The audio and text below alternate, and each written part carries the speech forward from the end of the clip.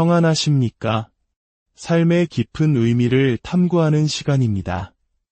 오늘 우리가 함께 나눌 이야기는 우리 마음 가장 깊은 곳에 자리한 어쩌면 한 번도 제대로 들여다보지 못했던 감정에 관한 것입니다.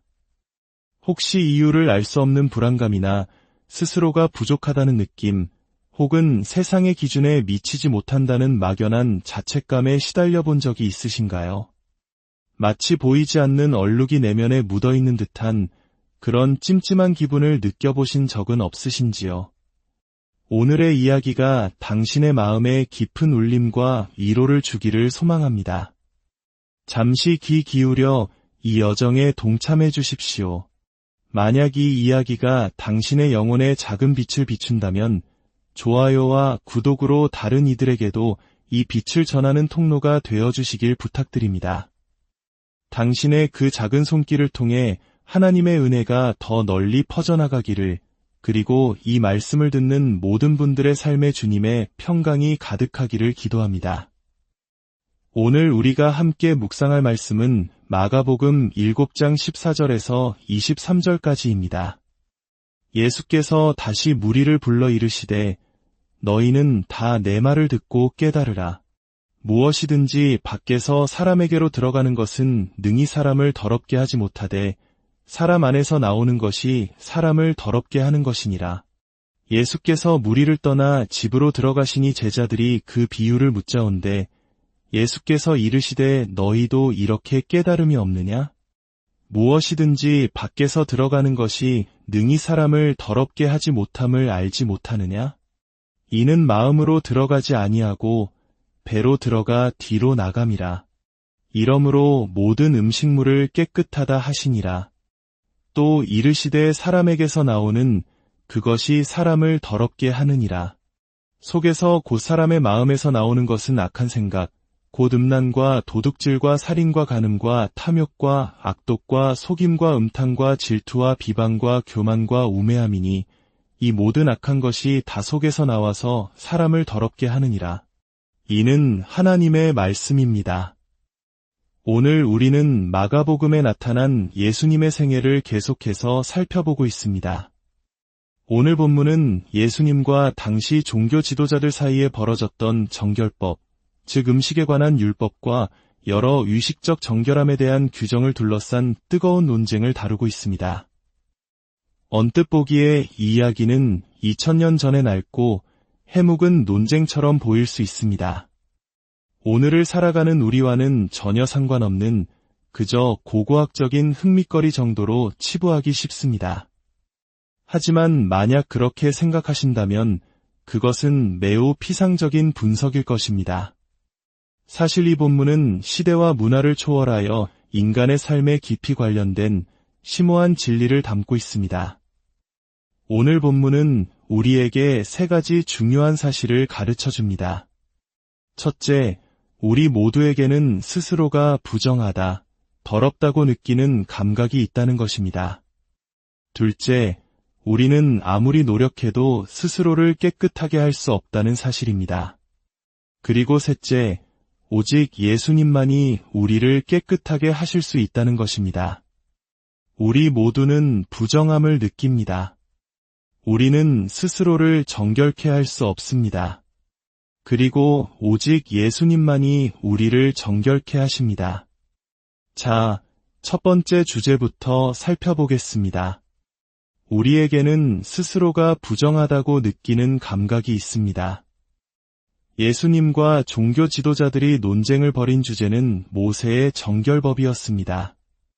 구약 율법에 따르면 죽은 짐승이나 사람의 시체에 닿거나 종기나 발진 같은 전염성 피부병에 걸리거나 옷이나 집기, 심지어 집 자체에 곰팡이가 피었을 때 혹은 설사나 출혈과 같은 신체 분비물이 있을 경우, 그리고 돼지고기처럼 부정한 동물로 지정된 음식을 먹었을 경우 그 사람은 의식적으로 부정하고 더럽혀졌다고 간주되었습니다.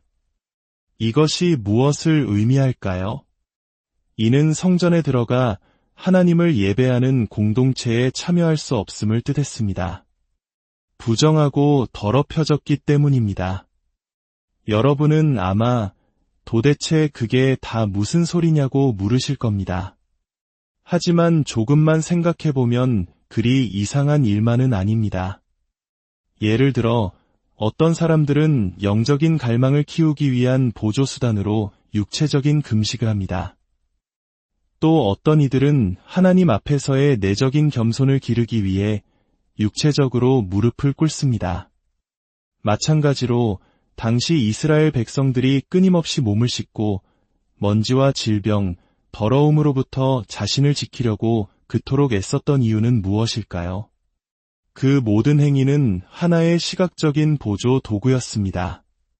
즉, 우리가 영적으로나 도덕적으로 부정하며 어떤 종류의 영적 정화 없이는 감히 하나님의 임재 앞에 나아갈 수 없다는 사실을 깨닫게 하는 물리적인 훈련이었던 것입니다.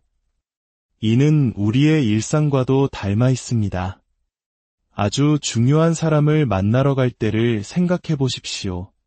우리는 몸을 씻고 옷을 단정히 입고 치실까지 사용하며 자신을 가다듬습니다.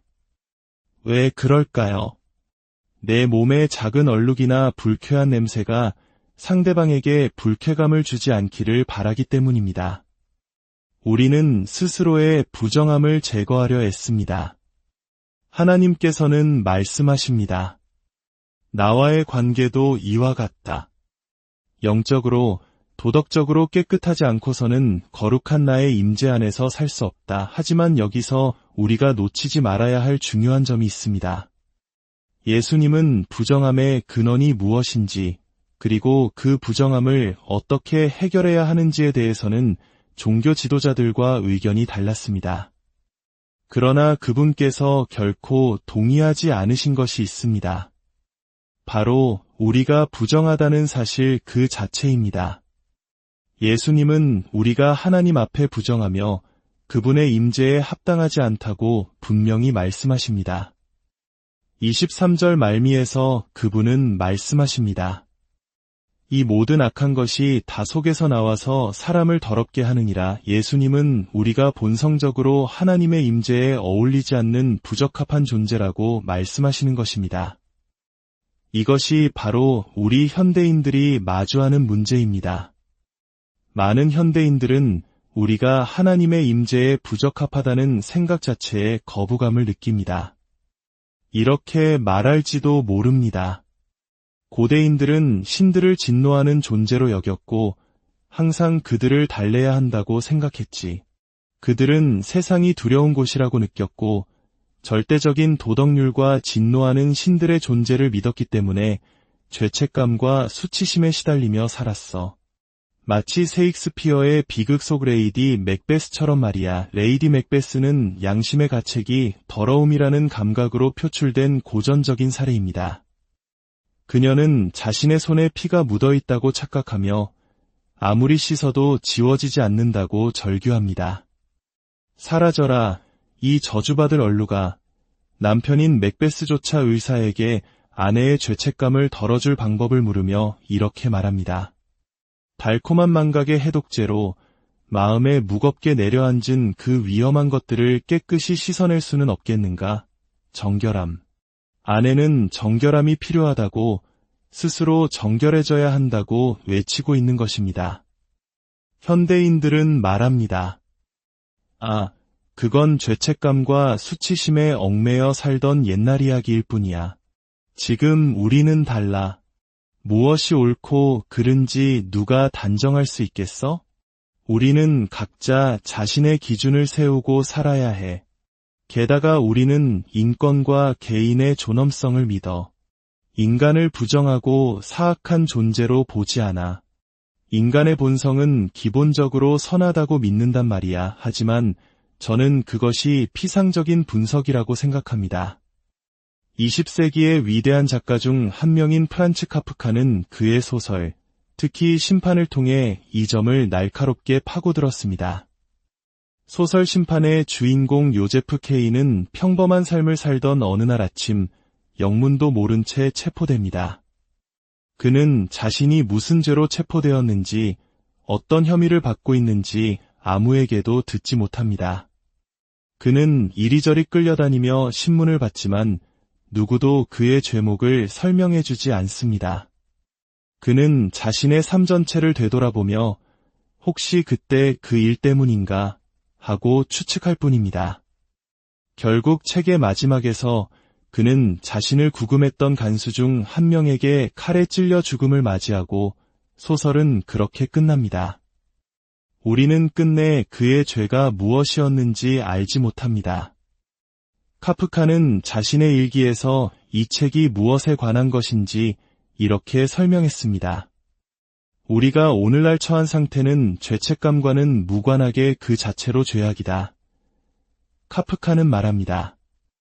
우리는 이제 천국이나 지옥 혹은 죄라는 개념을 믿지 않는 세상에 살고 있습니다.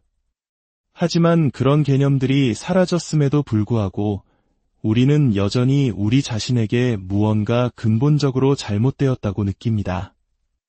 우리는 오래된 범주들을 버렸음에도 불구하고 만약 우리가 심판대에 선다면 통과하지 못할 것이라는, 만약 우리의 내면이 검사받는다면 거부당할 것이라는 깊고 본질적인 감각을 떨쳐내지 못합니다.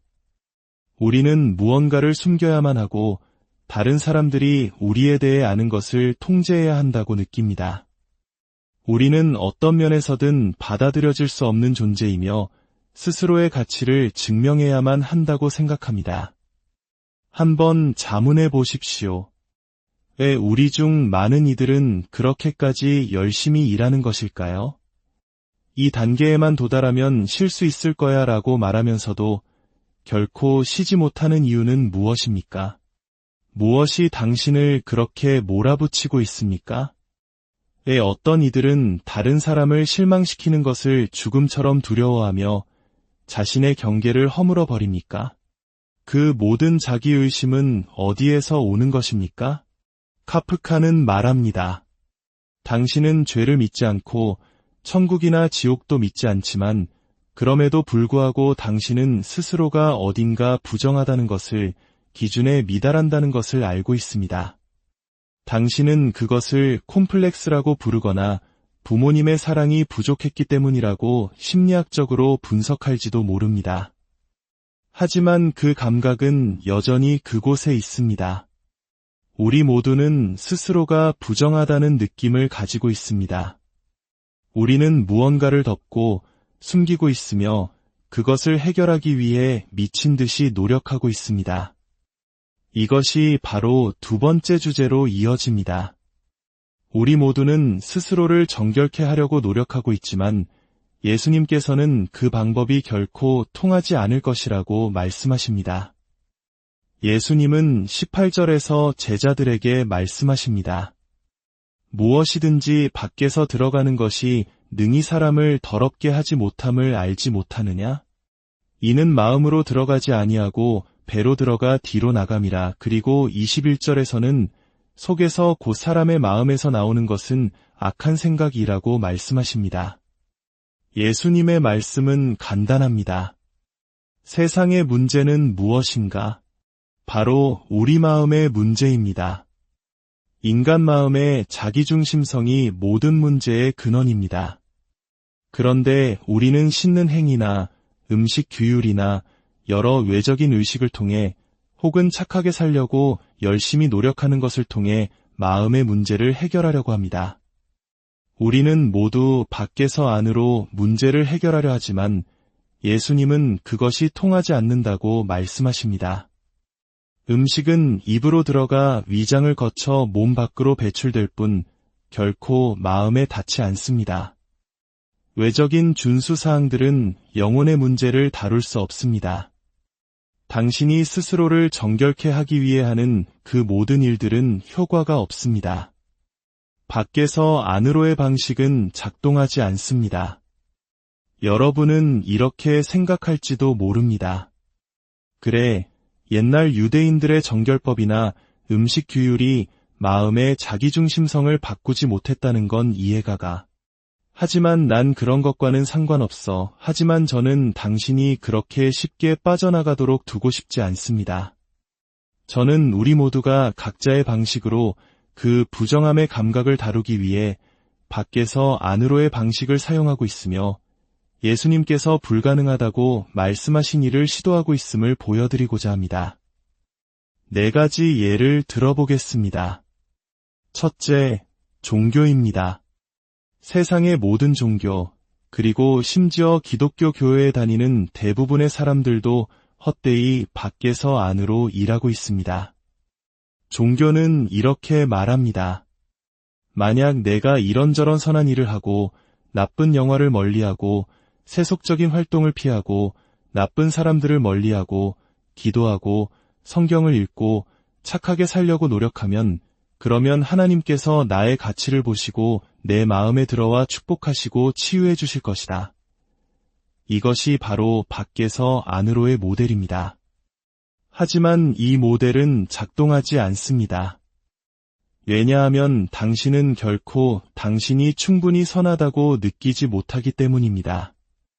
아무리 성경을 읽고 기도하며 최선을 다해 착하게 살아도 그것이 당신의 마음을 사랑과 기쁨과 안정감으로 채워주지 않습니다. 오히려 당신이 기준에 미치고 있는지 항상 의심하게 만들어 당신을 더욱 불안하게 만듭니다. 둘째, 정치입니다. 믿기 어려우시겠지만 정치 역시 밖에서 안으로 작동하는 경향이 있습니다. 많은 사람들은 인류 사회의 근본적인 문제가 인간의 마음이 아니라 사회 구조, 교육의 부족, 혹은 기술의 부족에 있다고 믿습니다. 그래서 더 나은 정치 체제나 사회 시스템을 만들면 유토피아가 올 것이라고 생각합니다. 그러나 역사는 수많은 환멸로 가득 차 있습니다. 자본주의가, 사회주의가, 혹은 다른 어떤 이데올로기가 우리를 더 나은 존재로 만들어줄 것이라고 믿었지만 결과는 그렇지 않았습니다. 인간 마음의 죄는 각각의 시스템 안에서 그저 다른 방식으로 표출될 뿐이었습니다. 정치가 인간 문제의 궁극적인 해결책이라는 생각은 밖에서 안으로의 접근법이며 그것은 결코 성공할 수 없습니다. 셋째, 대중문화입니다. 유명 여성 잡지의 편집자였던 크리스티나 켈리는 이렇게 고백했습니다.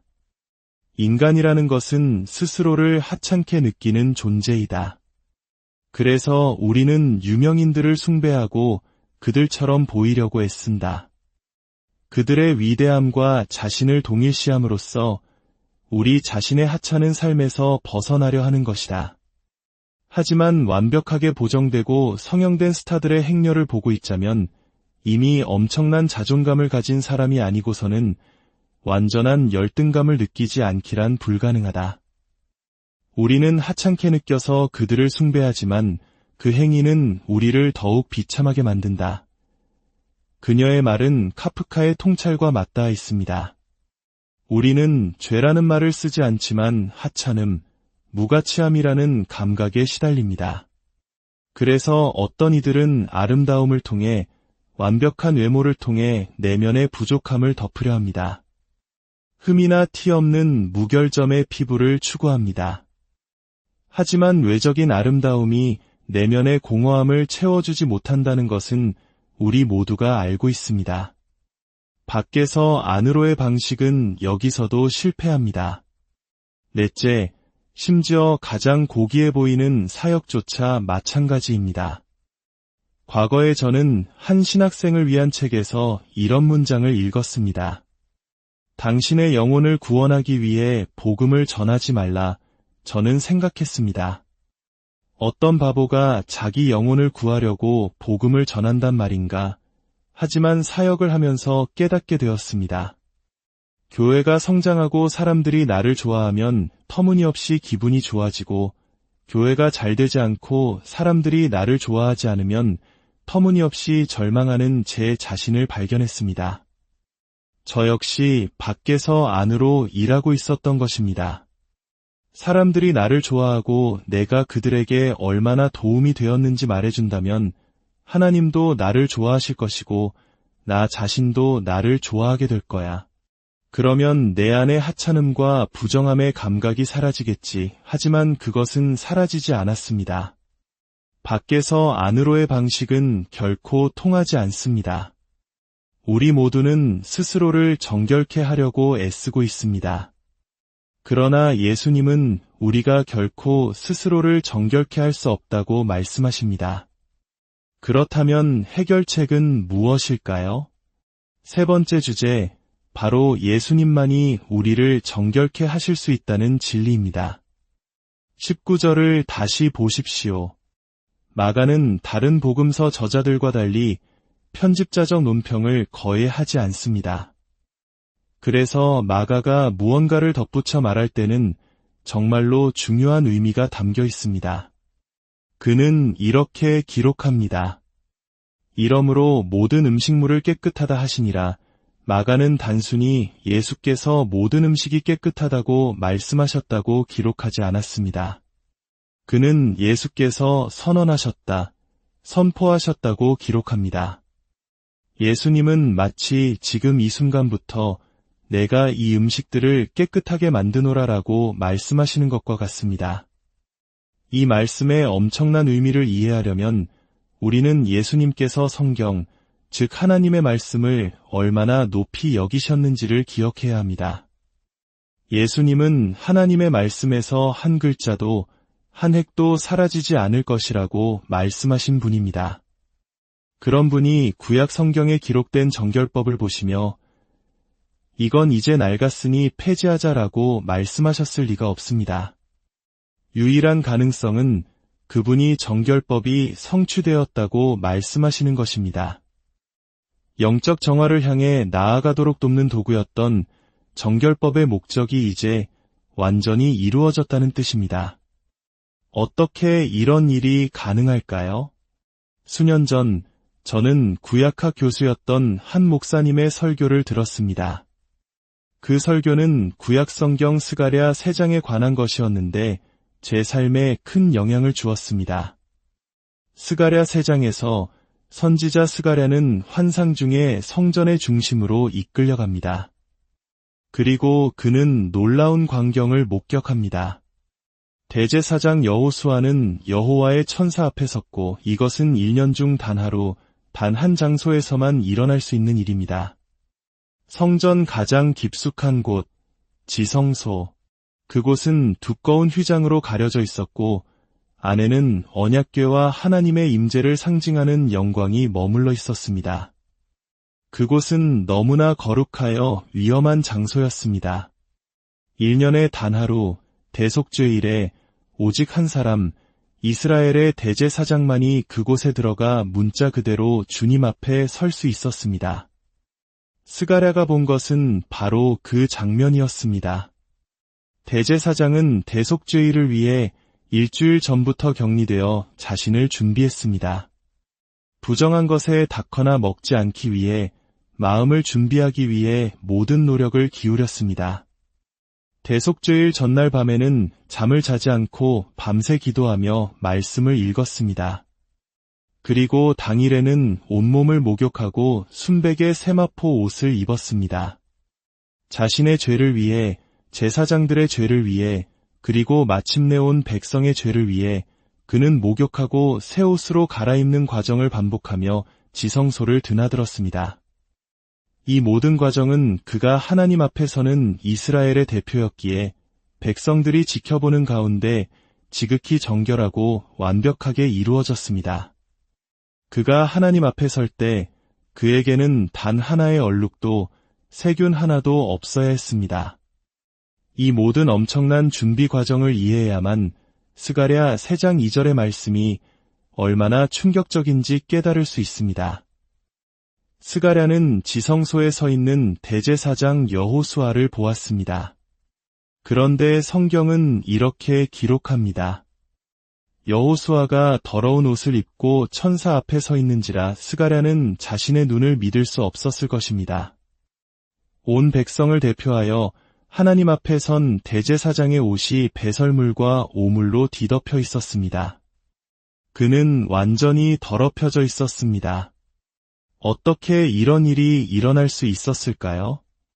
일주일간의 모든 준비는 그를 정결하게 하기 위함이었는데 말입니다. 그 설교를 하신 목사님은 유일한 해답은 이것이라고 말했습니다. 하나님께서 선지자인 스가랴에게 잠시 동안 영적인 눈을 열어 하나님께서 우리를 보시는 그대로 우리를 보게 하셨다는 것입니다. 우리가 스스로를 정결하게 하려고 아무리 애를 써도, 아무리 도덕적으로 살려고 노력해도 그것은 통하지 않는다는 것을 보여주신 것입니다. 하나님의 눈에 우리의 마음은 온갖 더러운 것으로 가득 차 있습니다. 겉으로는 깨끗해 보일지 몰라도 하나님은 우리의 마음을 보십니다. 우리가 선을 행하는 동기와 악을 행하는 동기가 본질적으로는 자기중심적이고 다른 사람에게 잘 보이고 싶고 하나님과 다른 사람을 통제하고 싶어하는 같은 뿌리에서 나온다는 것을 보십니다. 스가랴는 그 순간 깨달았습니다. 우리가 무엇을 하든 우리는 하나님의 임재에 합당하지 않다는 것을. 바로 그가 절망하려는 순간 놀랍게도 하나님께서 말씀하십니다. 그 더러운 옷을 벗기라. 보라, 내가 내 죄악을 제거하여 버렸으니 내게 아름다운 옷을 입히리라. 내가 내 종 싹을 나게 하리라. 이 땅의 죄악을 하루에 제거하리라. 하나님은 진노하시는 대신 내가 너의 죄를 벗겨주겠다. 내가 너에게 값비싼 옷, 너의 것이 아닌 위의 옷을 입혀주겠다고 말씀하십니다. 그리고 미래에 그의 종, 삭을 보내어 단 하루 만에 이 땅의 모든 죄를 제거할 것이라고 약속하십니다. 수세기 후 또 다른 여호수아, 즉 예수아가 나타나셨습니다. 예수라는 이름은 히브리어 여호수아에서 온 것입니다. 그분은 자신만의 대속죄의를 치르기 위해 오셨습니다. 그분의 죽음 일주일 전 그분은 준비를 시작하셨습니다. 그리고 죽음 전날 밤 그분도 잠들지 못하셨습니다. 하지만 다른 모든 면에서 예수님께 일어난 일은 대제사장 여호수아에게 일어난 일과 정반대였습니다. 환호하는 친구들 대신 그가 사랑했던 모든 이들은 그를 배신하고 버리고 부인했습니다. 하나님 앞에 섰을 때 격려의 말씀 대신 아버지는 그를 외면하셨습니다. 아름다운 옷을 입는 대신 그는 입고 있던 유일한 옷마저 벗겨진 채 벌거벗고 매맞고 죽으셨습니다. 정결한 물로 목욕하는 대신 그는 사람들의 침뱉음으로 목욕하셨습니다. 왜입니까? 고린도후서 5장 21절은 말합니다. 하나님이 죄를 알지도 못하신 이를 우리를 대신하여 죄로 삼으신 것은 우리로 하여금 그 안에서 하나님의 의가 되게 하려 하심이라. 하나님은 우리의 죄를 그에게 입히셨습니다. 그는 우리의 형벌을 대신 받으셨습니다. 그는 세상 죄를 지고 가는 진정한 하나님의 어린 양이셨습니다. 그 결과 우리 또한 대제사장 여호수아처럼 더러운 옷을 벗고 요한계시록 19장에 기록된 것처럼 빛나고 깨끗한 세마포 옷, 즉 하나님의 의의 옷을 선물로 받게 되었습니다. 종교는 밖에서 안으로입니다. 내가 무언가를 해야만 하나님께서 내 안에 오셔서 나를 받아주시고 치유해 주실 것이라고 믿는 것입니다. 그러나 복음은 안에서 밖으로입니다. 순서가 정반대입니다. 복음은 하나님께서 예수 그리스도를 통해 그 아들의 피라는 엄청난 대가를 치르시고 우리에게 값비싼 옷을 입혀주셨다는 소식입니다. 그분은 우리를 사랑하시며 우리는 그분의 눈에 이제 흠없이 아름다운 존재가 되었습니다. 오직 은혜로 말입니다. 당신이 이 진리를 깊이 알수록 당신의 마음은 치유될 것입니다.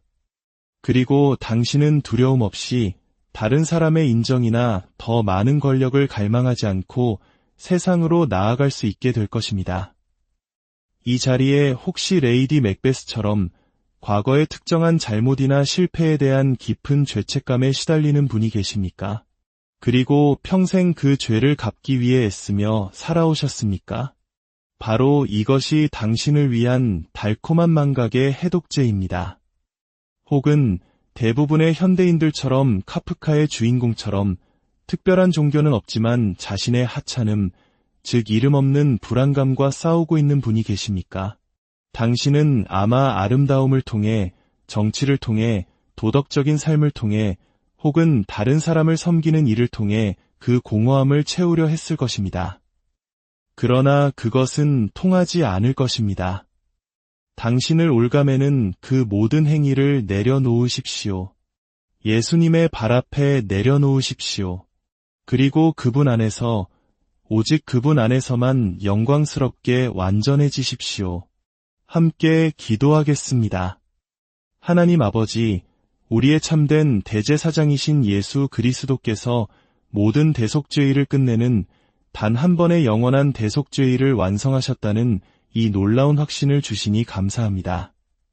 그 옛날의 정결법들은 폐지된 것이 아니라 예수님 안에서 온전히 성취되었습니다.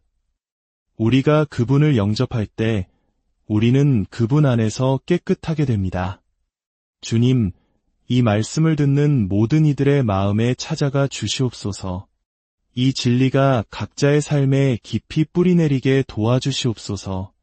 아직 기독교 신앙을 받아들이지 않은 이들이 있다면 당신의 아들이 이루신 일을 암으로써 오는 내면의 정결함을 경험하고 주님을 영접하는 은혜를 허락하여 주시옵소서.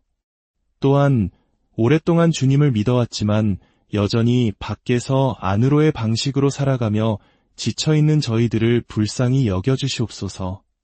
여전히 스스로를 증명하려 했으며 쫓기는 삶을 살고 있는 저희들에게 오직 예수님을 통해 거저주시는 당신의 완전하고 자유로운 사랑을 암으로 오는 참된 안식과 평화를 누리게 하여 주시옵소서. 당신의 평강이 강물처럼 이들의 삶에 흐르게 하소서.